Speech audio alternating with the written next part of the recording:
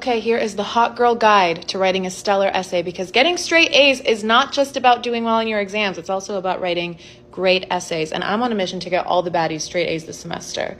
So if you have an essay coming up, you don't know where to start, let me put you on. This is the formula that I used all through college and all through law school, and it worked out very well for me. So let's get into it. Step number 1 is you're going to plug the essay topic into Google, and you're going to start opening tabs related to the topic. You're not going to read them yet. And what we're not going to do is pick out like blog posts and sources that are not reputable. You want to prioritize reputable sources while you're opening your tabs. And I usually have about 15 open before I even start looking at them. Okay, step number 2 is as you're reading through the articles, you're going to copy and paste chunks of the article that you think would be interesting or relevant to the topic of your paper. You're going to paste these into a blank Word doc along with the link to the article so you can go back to it if you end up using it. This part doesn't need to be pretty. It doesn't need to be organized. You essentially just want to create a bank of information that you can use to write your paper. Step number 3 is when we organize those chunks of text into subtopics. So you're basically just grouping groups of text that have something to do with each other that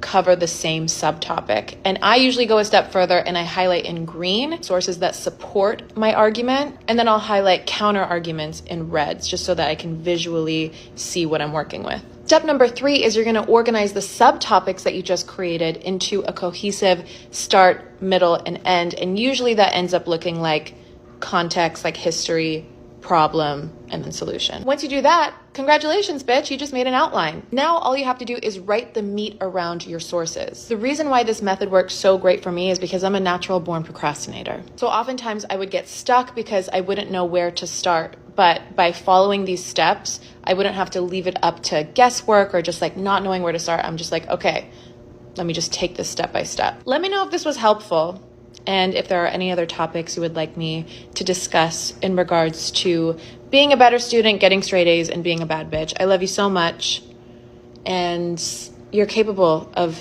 everything you desire. It's just a matter of taking inspired action. Love you. Ta-ta.